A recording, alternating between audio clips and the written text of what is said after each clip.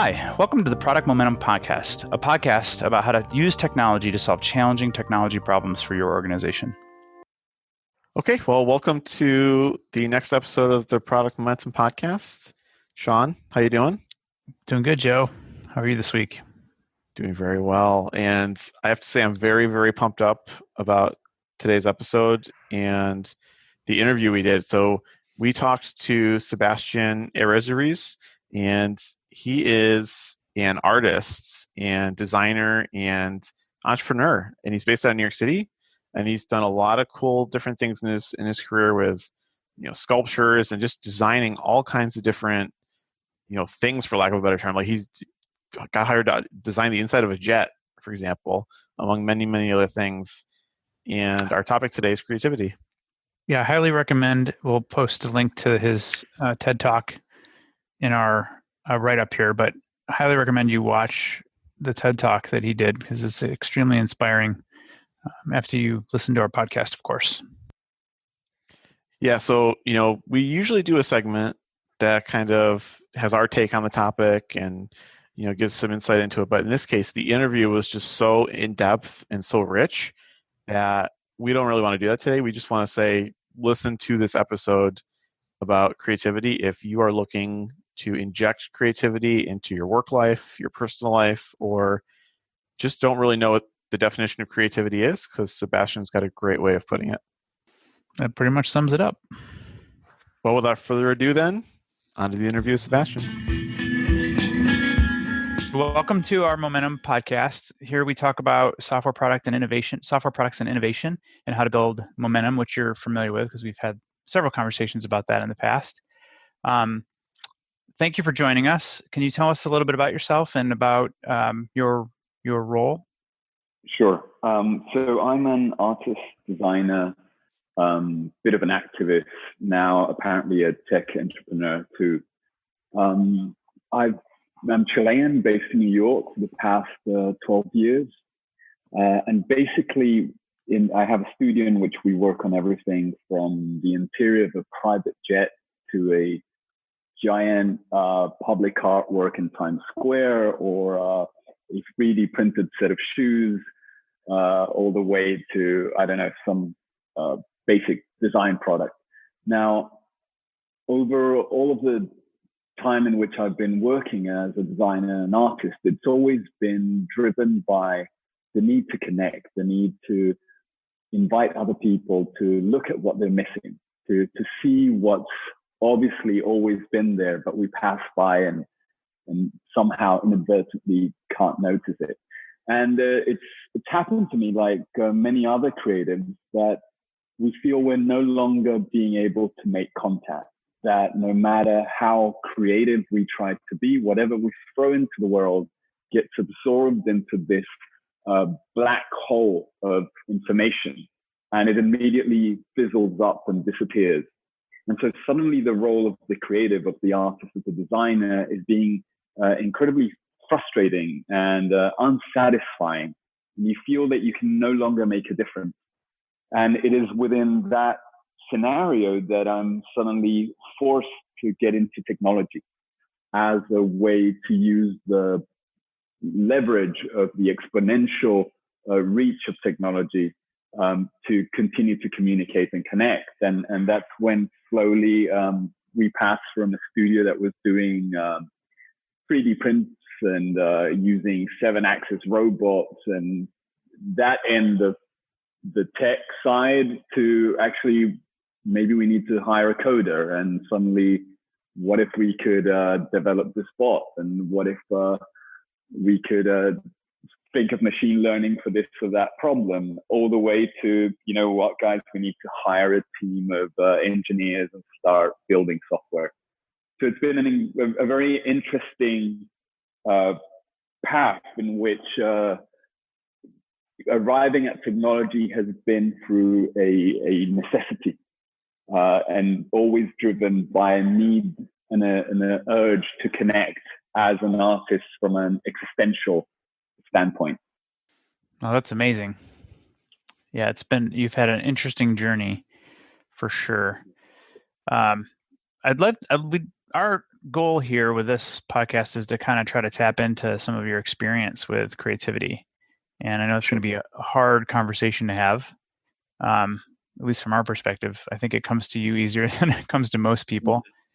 But how do you tap into creativity? And I find it extremely interesting that you're moving towards technology. As if you think about most industries, they're all becoming more and more. We've had some of these conversations in the past, Sebastian, about how lots of things are moving towards this software, and AI is coming, and all sorts of things are going to be changing even more than they are today. So how do you tap into creativity, so to speak? Well, I think creativity has long been seen as almost a quality that you either have or you don't have. There's a whole mystery about how creativity works. And there's always been this cliche of creative people as being unreliable and a bit of a mess, somewhat hippie-ish. And these roles of artists that when they're feeling passionate, they grab red paint and slap the canvas. And when they're angry, they'll rip that same canvas apart and so on. And it unfortunately has created an idea of what creativity is that separates it from the science, separates it from the athleticism and professionalism that any other discipline should be tied to. And as a professional artist and a professional designer, someone who's been raised in this, trained in this since I was 4 or 5, I generally believe that creativity can be trained, and creativity is a discipline that is completely necessary, vital today, and that it is at reach of anyone. And no matter what your current level of it is, it's almost like fitness. It is your obligation to train your body, your mind, to be at its best possible level. And in an era of interconnectivity where everyone has access to the same information, the only resources we really have in order to compete is being able to come up with original combinations of that information. And so I focus on that, and in a way, I'm a bit of a hacker of systems, a hacker of logics, and I always tend to give creativity and the unconscious side, the intuitive side of our brain, the higher respects over the rational side. In a way, I feel our creativity is almost like an AI, an algorithm that's capable of processing a lot more information than we normally can. And maybe through algorithms that have been developed in their own iterations, where it's very hard to understand how we get there. Nevertheless, the quantity of information that can be processed by our intuition is exponentially larger than the quantity of information we could try and process rationally. So both in my personal practice, in my everyday routine, I train myself to be as creative as possible. And it's what I'm always inviting people to do. And ultimately, it's my biggest service. I will accept any challenge to take on any creative problem, no matter how hard it is, because I trust that intuitive algorithm, when used properly, could bypass a lot of what we've rationally always done. And it would allow you to be in the position of this underdog, this David versus Goliath, that actually has a truly unique tool that can make an enormous difference. So I see creativity as the key to pretty much everything, especially in this new era, and maybe even the final area of human intelligence that AI will get to. So that the most valuable within the next 20 years before we get into some sort of I don't know, artificial intelligence peak. So you mentioned earlier the ability to be able to observe and see what's there already, and we talk about that a lot, when we work on software projects and are trying to observe our users and see what problems there are that are right there in front of us to solve. So in thinking about that, we talk about it's no innovation and creativity. It's not always about building the next Uber or the next Snapchat, but just seeing what's there and solving problems for users that they have workarounds for potentially. But to get to my question, how do you just very simply define creativity and or innovation? Because it's the words that get thrown out around a lot. Sure. Definitely. Creativity is the ability to come up with original combinations based on the same set of known ingredients. So if we have pasta, tomato sauce, and ground beef, we can make a spaghetti bolognese, or we can make a lasagna, right? And it is in the role of the creative to have as many ingredients as possible, in the same manner that if you have a machine learning system, you want to feed it with as much data as possible. Nevertheless, it's how we find the patterns in that data that we are able to find new original combinations that others hadn't spotted. And a lot of the time, those patterns are the most obvious ones, the ones that we don't look at because we give for granted. They're the basis from which we start. And so often, the best way to start working is to do exactly the opposite of what's always been done. So I see it a little bit as, if you think of any problem in marketing or in branding, in any area, just to give an example, that particular problem has probably been tackled by many, many people. That means that there's a whole group of experts that have been looking very closely at that problem, almost, if you could imagine, physically surrounding it with their magnifying glasses on top of it. Now, when you don't sum yourself up to that group and do the thing that everyone else would do, which would be to try to squeeze in for a little bit of space to try and see a tiny slot of what everyone already is looking at, which undoubtedly will most probably give you to have the same view that everyone has already seen and get the same conclusion. And if instead you start by simply looking at this bunch of people looking at something, you already start from a different standpoint, where you're already seeing not the problem, but first seeing how we've approached it and how we tend to look at it. And suddenly you see a pretty silly effect. There's a whole bunch of people all crouched up with all their heads together, all trying to observe this one thing without really noticing that the way they're observing could maybe be different. And so I'll give you a very simple example. I have the first door in humankind that has two viewers in it. If you think of any single door, when you approach a door and you ring the bell, in front of you, there's a single viewer looking back. And the person on the other side who answers the doorbell can go up to the door, close one eye, peek through the viewer, and look who's on the other side. Now, that viewer happens to be one single viewer. And none of us is a pirate, right? None of us has a single eye. It doesn't make sense that we should be closing one. We're not looking through a telescope. We've had binoculars forever. Why not have two viewers? And so my door has two viewers, and it's weirdly surprising and funny in its obviousness. People look at it, see this door with two viewers, horizontal, one next to another, and they actually wonder if it works.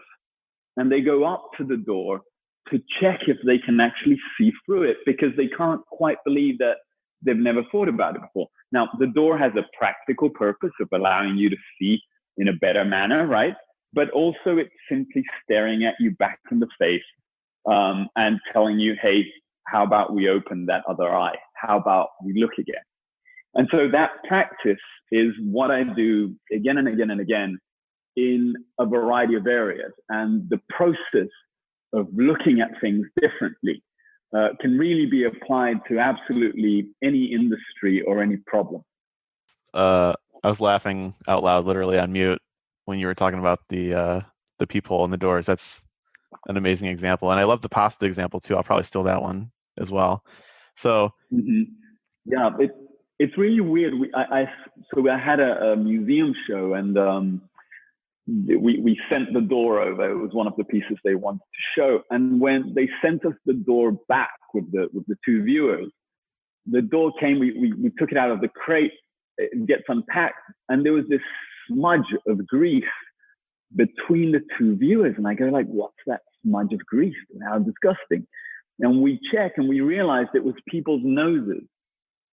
And so basically, for the length of the exhibition at the museum, there had been thousands of people that went up to the door, pressed their nose against the door, and looked through the two viewers with their two eyes to check if this really worked. Oh my God. And all of that nose grease was layered again and again and again. I painted over, we cleaned it up because I thought it was just a little too disgusting, but I should have left it as the proof of our need to sort of see that things could have been different and changed.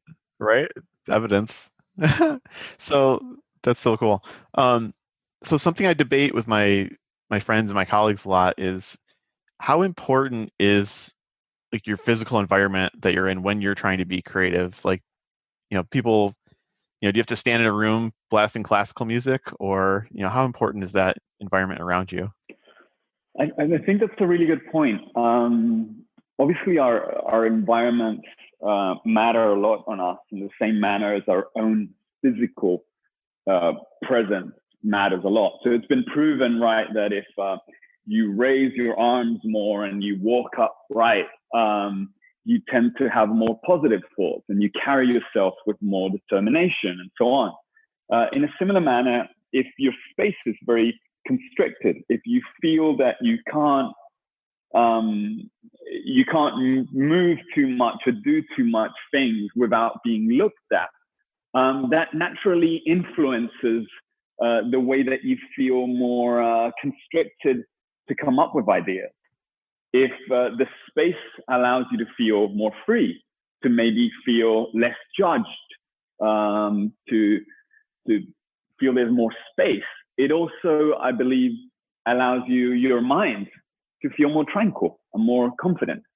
Now, I'll give you an example. I, like everyone else, will wake up in the middle of the night and have an idea, or I'll be in the shower and have an idea, or walking around and have an idea.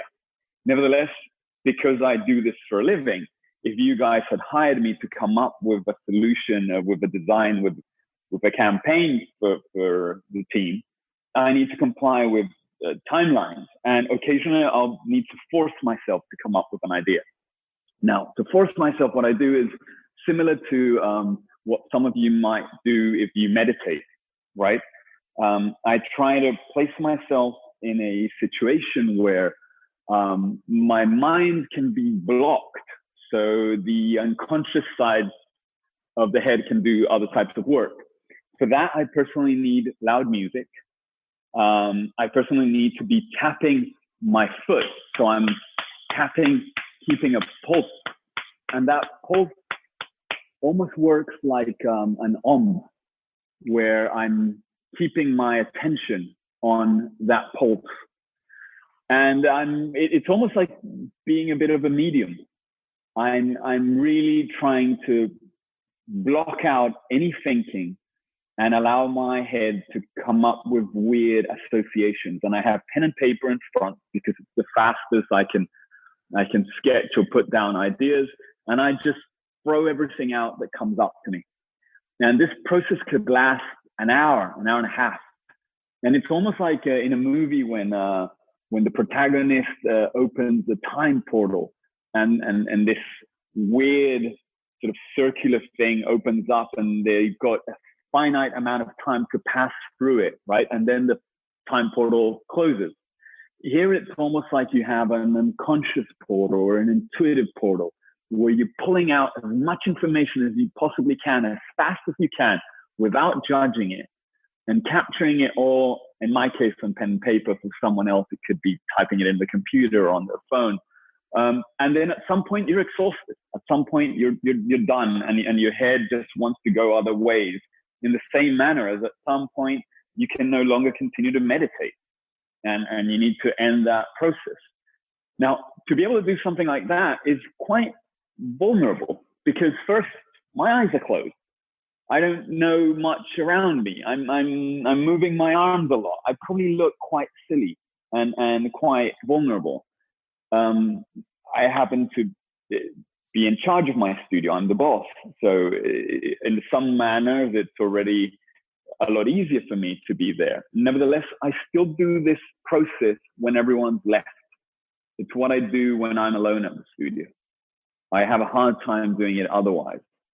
And so I guess what I'm trying to, in a very long description, explain is that the environment is vital. The need to feel protected and tranquil, and feel that you can breathe, that you can think, that you're not restricted or judged is super important, because the process of coming up with intuitive, illogical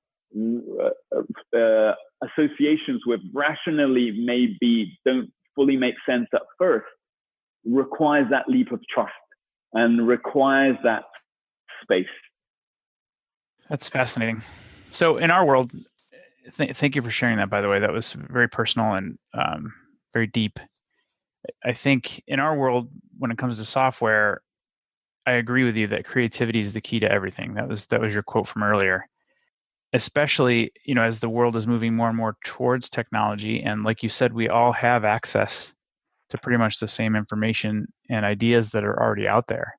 Mm-hmm. So if we're going to help our customers build software that's going to help them compete in new, unique, and different ways, creativity is the key to everything. Exactly. So you mentioned like some of your tactics for how you trigger creativity for yourself. Mm-hmm. I think that there's a lot of things in there that are probably very unique to you and how you've sort of evolved through your amazing Mm-hmm. life. Do you have any advice that might be useful to software development teams that are trying to work together to solve problems? You've been through one of the workshops that we execute. Do you think that there's any sort of validity to following some sort of guided process for helping figure out solutions and coming up with ideas? I mean, what do you think about that? I'm a little skeptical towards team development of deep creativity. Mm-hmm. I think it's similar to when you get the director of the movie to decide that he no longer wants to be in charge of the authorship of a particular film, leaves the movie, and the rest of the production team decides to do a mashup of a variety of creatives and carry that through. Normally what tends to happen there is that you get a relatively generic commercial movie that fulfills a lot of the base requirements that you would expect, nevertheless has very little soul. And that, I think, is mostly because in order to be able to make a bigger breakthrough in creativity, someone needs to take a big risk. Makes sense. Today, the only bet you can do if you're in a company is to innovate and to break through with what's expected. That is the only rational, safe move for you to do. Now, not everyone can do that, and especially if you're nervous of the approval of others, especially if you're not the boss and your job is on the line, especially if you feel you don't have the complete authority to present a paradigm shifting notion that often could sound stupid. And so I think as much as it's vital that teams can work creatively, checking each other's hypotheses and theories and moving together towards strategies for solving problems, and each one can contribute different elements. Having a leadership that is trained in creativity, that is not afraid to present ideas that are somewhat crazy, that is willing to put those out there without being nervous about being judged or their job, and that even maybe has a certain level of pride in coming up with these contrarian notions, is vital, right? You should have in your team someone who just does this, and that's their role, and they're expected to be the contrarian, because that in of itself, almost as a feature within the process, guarantees that there's an element of measure. There's a forced different perspective, and that perspective comes from a safe place. Now, generally, it's best if this is not the owner of the company doing it. Mm-hmm. Generally, it's best if it's someone who doesn't feel that the results financially are all going to depend on this decision. One of the beautiful things for me of being a designer artist is that at the end of the day, most of the jobs I take, I almost take them for honor before money. I always say I'm not for sale. I'll think about your problem and I'll give you what I believe is the solution you need to take. If you don't take it, that's your problem. And if you think it's dumb, it's fine. I couldn't care less either. I'm not going to give you a mediocre idea that you probably expect, because I first and foremost want to feel satisfied almost at an existential level with what I contributed. And hopefully because of that, I get well paid. That's amazing. But that's a freedom that in a weird way, my upbringing as an artist has allowed me to have today. And nevertheless, it's a freedom that is key and it is vital, and that should be incentivized at least in a couple of members within every team. I like that. The underlying theme that I've heard you use and say at many points is safety. Yeah. And people need to feel safe in order to thrive. And ideas are never, I totally agree with that point. Like, people are never going to feel free or have their ideas flowing freely unless they feel safe. So we have to create an environment of complete and thorough safety, especially around that sort of stuff. And I love the idea of having sort of people that are almost tasked with defending the ultimate goal and being the contrarian when they have to be the contrarian, because it's easy, especially in the corporate world that we have to exist in the business that I run, right? Mm-hmm. That we're constantly being pushed towards mediocrity. Mm-hmm. Because it's safe. Like, we know that our competition's doing this, so if we meet these requirements and we build the product in this way, we know the competitors are doing it and they're doing something right, so we can be safe by doing the same thing. Well, but that's the problem, and that's what's shifted. It is no longer safe. And people are having a hard time realizing that it is no longer safe to do what's always been done. But the reality is that every single industry is being disrupted or has been disrupted over the past couple of decades. Mm-hmm. So no matter how big your industry currently is, if it does not have the practice of disrupting itself, it will be disrupted by someone else. So the only safe thing for any company to do today is to either hire the most disruptive person they could think of, or have someone within their team paid to be disruptive. Because if I'm going up in competition with other people and the salaries of my team are on the line, if my investors are on the line, I want to know all the data. I want to know all the info. I want to know all the possibilities under which this could happen in a different manner. And what are all the possibilities that someone else could come up with to fuck me over? And if I'm not doing that job myself, that's terrible. So it's like, I guess it's like trying to go to run for office and not collecting information on all the dirty information on your competitors, or not trying to first check everything that's wrong about me and everything that could come out, so that if it does come out later on, right, I will have some measure of defense towards it. So we're not safe, and it's not safe to continue working the way we have. Disruption is a necessary part of any company today that wishes to be safe. You either hire that person externally, or you pay someone in your team to be that. Now, you could switch them around. You could 1 week have someone who's the disruptor and who's safe, and then you ask someone else to do that role, and so on. Yeah, I think to your point earlier, it's going to require being conscious about it, being purposeful about it, and practicing that, like making it a practice. So to that end, about companies kind of trending towards doing what they perceive to be safe, even though it isn't.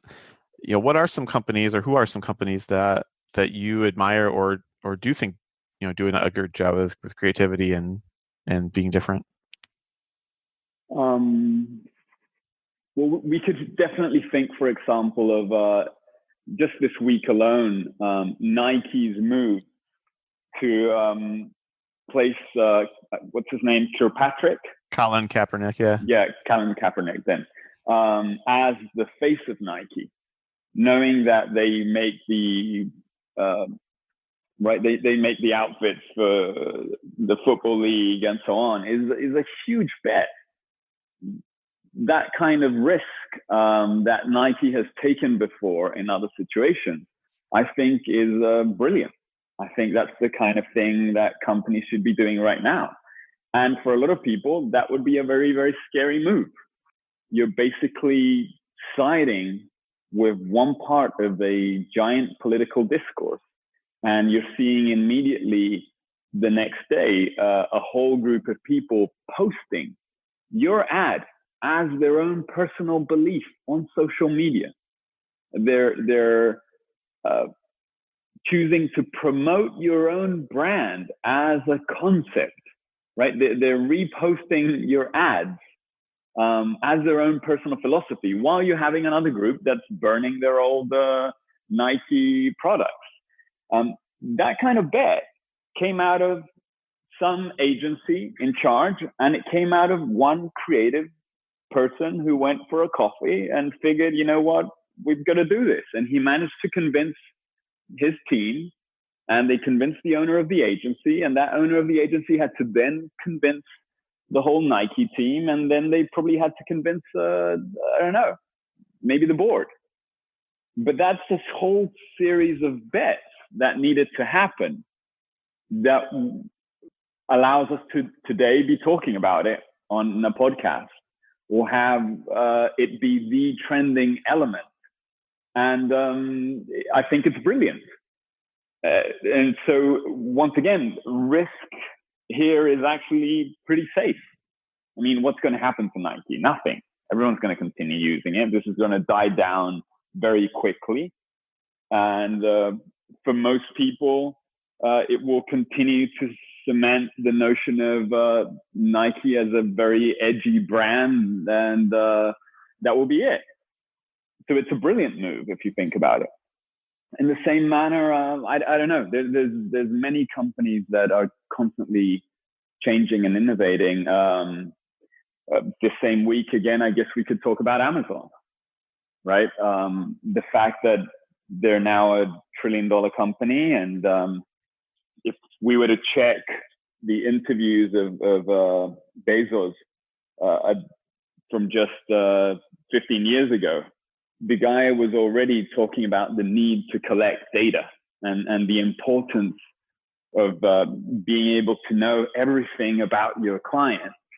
The fact that they're capable of continuing to constantly innovate again and again and again is just brilliant. And I think in an era of exponential growth, in which everything is becoming automated, in which artificial intelligence can solve most of the base problems, this constant innovative practice is the only way to thrive.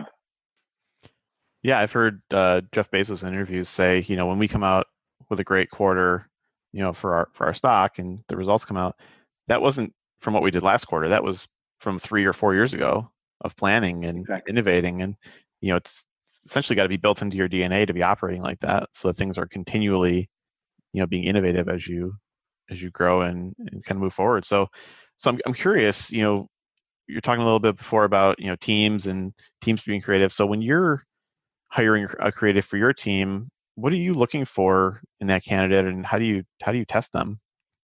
Sure, it's a good point. Because in my case, my prime role is to be the disruptor and have this general creative overview. I don't necessarily need everyone in the team to be as disruptive. Sometimes, on the contrary, I need everyone to be able to execute very well. So I guess what we tend to search for first is curiosity. I think curiosity is key, especially in this era. The need to want to know more, to understand why things are the way they are, to question the status quo, to read about any one particular issue, have a doubt, and want to follow that doubt up to understand why things are in a particular manner. I think that's vital. Then I think there's a need for stamina today, right? The notion of drive, stamina, persistence. You basically want to have a team of people that are almost marathonists, capable of pushing stronger and stronger. And then what I do require is that everyone is extremely critical, right? I don't want yes people. I want the most critical people possible. I want whatever project we're doing, whatever theory we're having, to be destroyed in-house. I don't want a safe environment, because a safe environment isn't safe. The only safe environment is the most critical one. So if I come up with a project or a solution, that solution, if it has a flaw, it better be spotted and destroyed in my own team, in my own space. I do not want a project going out into the world with our name on it that then gets spotted to have a series of weak points or have a series of aspects we hadn't thought about. So having a team that is extremely critical, that is proud to be critical, in my case, is important. Now, I'm personally fine with that. I see criticism as a virtue, and my ego is not on the line if what I present I feel is considered wrong. Obviously within respect, right? But I think, stamina, curiosity, high levels of criticism. And then I think pride. Pride is important. I always ask the team to, no matter what they're working on, to first work for themselves before they work for me. So even though they're being asked to do a particular job, they're being asked to fulfill a task, if the task they're fulfilling, if they're not doing it at a level that they're happy themselves, then it's wrong. If you're not first proud of what you just did, if you're not doing it for you first, if this is not good enough for you, it's not good enough for me. So you better be convinced about what we're doing. And if not, you better work on it so that it's good enough so you're convinced. Because I don't want you just doing what you were told to do. I want you doing something that you're proud of. Well, that might be the best. And that's key. Yeah, that might be the best answer I've ever heard to that question. So thank you for that. Yeah, I love that. I wrote it all down. So, I want to shift gears a little bit. You've been moving into the software development space for a while now. You've got a really cool and interesting project. I know it's not fully launched, so I don't know how much you can share about it, but we'd love to hear about it and have our audience hear about how you're intending to disrupt the art world through technology. Sure. Well, as an artist designer, I've been fortunate to be able to build a name, to have a career, and be able to exhibit and create the works that I want to make, and have a group of collectors that pays handsomely for these pieces. Now, the reality is that 90% of all art graduates don't get to live from the sales of their work. They don't even get to exhibit. And that's naturally because exhibiting is expensive. You need a team, you need prime real estate, insurance, shipping, handling, et cetera, and that in turn means that art needs to be expensive. And so we have a very small, limited amount of the population that can pay very high prices for a small quantity of work. Because of the cost involved, you can only really do an exhibition once a month, right? Because it's too expensive to be changing constantly and putting everything up again and shipping and crating and sending it back on the truck and so on. So you have this very old system that no longer makes sense in an era of technology. And for me, the logic there is, first, I have a responsibility as a successful artist designer to try and help everyone else to exhibit and show. I believe that in an era where we're no longer maybe buying books or albums, maybe we're no longer buying movies, but instead we're all renting or paying for the experience.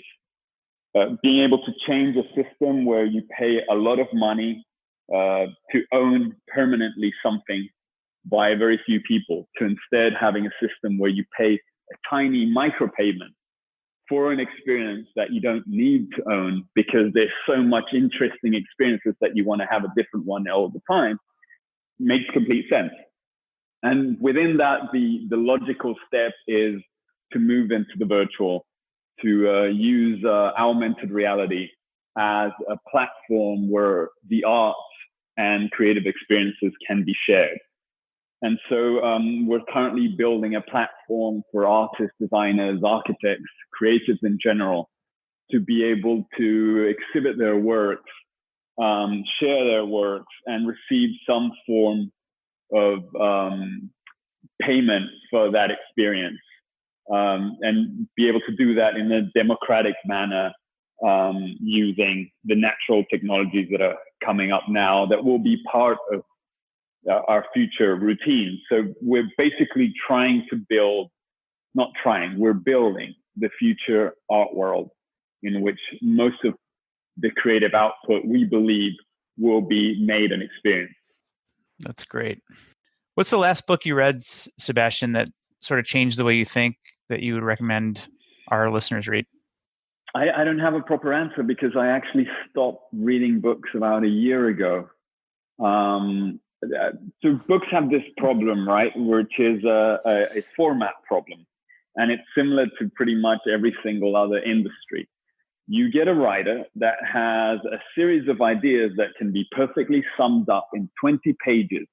But because the system of the book market requires 220 pages or 180 pages to be able to be sold and packaged within the normal system for the whatever $15 price, they need to fill it up with crap. And I have no time for crap. I already read all the self-help books of the airport bookstores, and I already went through all of that info, and books are no longer efficient tools. And so what I do instead is I read about 20 newspapers every day. I go through every single newspaper I can think of, and I'm trying to search for data and articles that could be related one to another. In a weird way, I think we need to change the concept of books and leave those for the very enlightened. So in the case of Yuval Noah Harari, the book is so successful partially because of the originality of the theme and its time and its urgency. Nevertheless, most probably due to the actual depth of intelligence from a guy who meditates 5 to 6 hours a day, who's actually capable of packing a 220-page book with real original content worth 220 pages, and not a 20-page series of hypotheses accompanied by a lot of bullshit examples and little stories and anecdotes. It's so true. I mean, you read the first one or two chapters of a book, and then all of a sudden things start to repeat themselves, and you're like, oh boy, I'm just going to skim the rest or just put it down. Exactly. We don't have time for that anymore, and it's a system that's broken. So there's a quote from Albert Einstein that kind of reflects that point. There comes a point in your life when you need to stop reading other people's books and write your own. Books are all really looking at the past, and they're somebody else's ideas, right? So it's interesting. True. And again, books, there's nothing wrong with books. It's a medium to capture ideas. The problem is that there's very few people today capable of coming up with enough original ideas that can actually fill 220 pages. And it's hard to find a same set of ideas that can still be contingent and still be contemporary within the time frame in which the book comes out. So, for example, if I tend to listen to a lot of podcasts and TED Talks and so on. If I check a TED Talk about technology, I will not listen to a TED Talk about technology that is older than 2017, even if it's a futurist version, because it's already too old. It's already gone. Right. It's of no use whatsoever. Right. So I need to know that whatever I'm listening to is from a couple of months ago. And unfortunately, the book system, because of how exhausting it is to write a book, you could be listening to the ideas of someone that's been brewing them for 10 years. And some of that might be contemporary. Some of that might already be past. All right. Last question. Do you want to ask one, Joe, or sure, go on to? Yeah. So I always like to gauge, from people coming from different perspectives. What do you think is the single most reason a product, or in this case, maybe an idea, fails? And is there anything you can do to avoid that? It's a really good question. I guess the single biggest reason a product fails is the lack of data. Right? Steve Jobs used to say that people don't know what they want until they see it, right? And there's a philosophy that many of us use of trusting our gut and believing that we know what needs to be put out. And I think as a creative whose sole purpose is to push the ideas that go against the system and are contrarian, the first requirement is data. If you do not have all the variables, you cannot come up with the right product, the right idea. So if I'm going to rob a bank, I can come up with the most ingenious way of doing the perfect bank robbery. But if I don't know that the guard's just been changed and that there's a new alarm system in, and so I think there's an arrogance that we all tend to exercise in which we believe we know, and we haven't updated our information, and we haven't maybe allowed a contrarian to ask about potential scenarios that we didn't know about, or we cast a net that was too small in terms of what we thought were the requirements involved. And so I think it's vital to first cast as wide a net possible, understand as many of the variables that are about to go into the system, and then within that be able to distill it in a contrarian hypothesis that could have the potential to disrupt each and every single one of the variables that were considered key. I think, yeah, that's it. Data. That's a good answer. Thank you. The algorithm, right, can't work. AI can't work. Nothing can work without the appropriate data, even for a creative studio. All right. Well, thank you so much for joining us today, Sebastian.